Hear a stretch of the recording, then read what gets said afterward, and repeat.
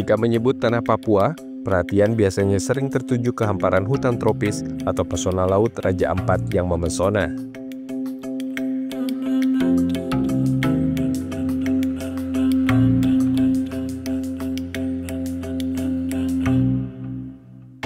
Padahal di balik keindahan alam Papua, tersembunyi ekosistem mangrove di Teluk Bintuni yang kaya akan keanekaragaman hayati dan memiliki peran yang sangat penting.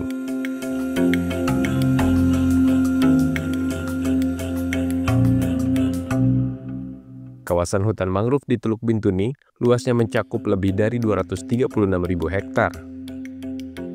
Hutan ini berperan penting sebagai penyerap karbon dalam jumlah besar, habitat bagi beragam jenis fauna, pelindung alami dari abrasi, serta sumber mata pencaharian bagi masyarakat setempat.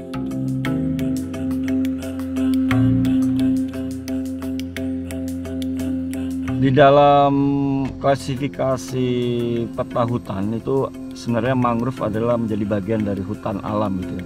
Meskipun dibagi menjadi dua ya, ada namanya hutan mangrove primer, ada hutan mangrove sekunder. Dari berbagai macam peta ini kita mencoba gabungkan juga data-data ataupun peta mangrove itu, dan kita lihat ternyata di Bintuni ini sebaran mangrove-nya sangat luas gitu. Nah, dari peta-peta mangrove ini ternyata juga ada perbedaannya. Ternyata ada yang menyatakan ini bukan mangrove gitu. Nah, ini yang perlu kita cek di lapangan apakah itu memang mangrove atau bukan.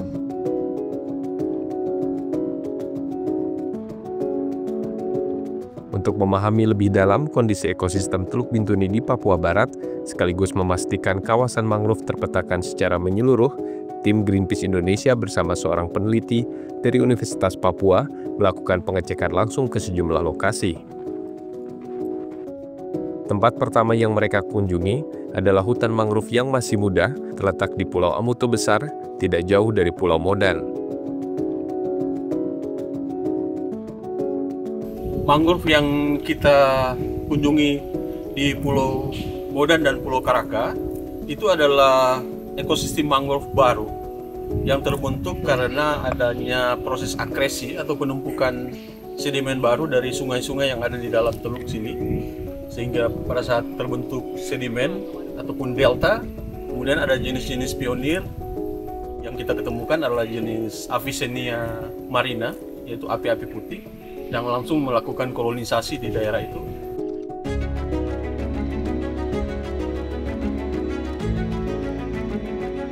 Tim peneliti kemudian mengunjungi ekosistem mangrove alami atau berumur tua di muara Sungai Wasian yang termasuk dalam wilayah pengelolaan cagar alam Teluk Bintuni.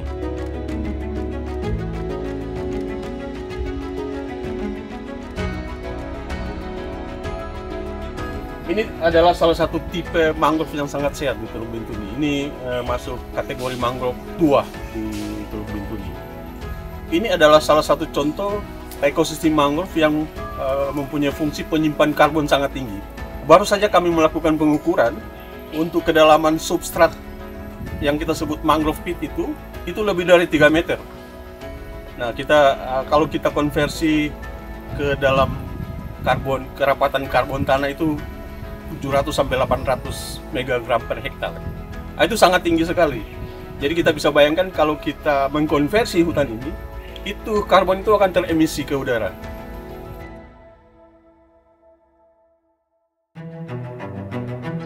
Selama penelusuran, tim peneliti menemukan ekosistem mangrove di area Pulau Amutu kecil yang mengalami kerusakan akibat aktivitas penebangan.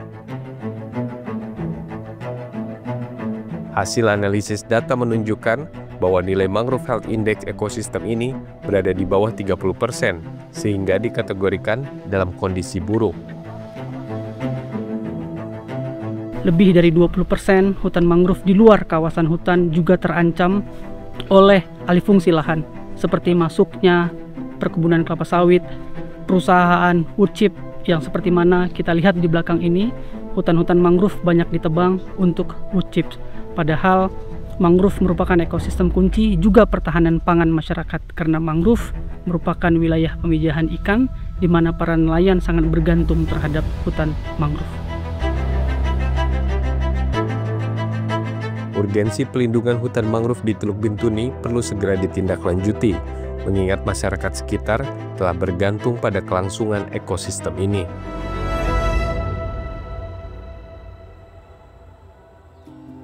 Saat ini saya berada di sebuah wilayah mangrove yang dikelola secara skema perhutanan sosial oleh masyarakat setempat.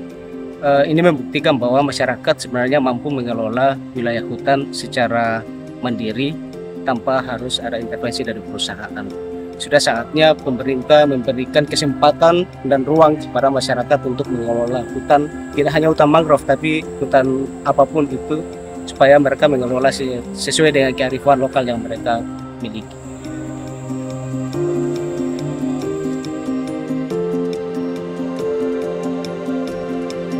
Nah, ternyata di Teluk Bintuni ini sebenarnya masih sangat bagus gitu. Jadi sebenarnya tidak perlu direstorasi, tapi perlu dijaga. Nah, dijaganya ini memerlukan basis yang jelas gitu ya, terutama regulasi. Apakah dia nanti menjadi bagian dari areal lindung atau konservasi, atau menjadi areal moratorium hutan dan gambut, atau mungkin areal baru ya, areal moratorium mangrove gitu, sehingga dia tidak akan tersentuh oleh apapun yang akan merubah dia gitu ya. Permasalahan seperti tumpang tindih kawasan masih menjadi tantangan.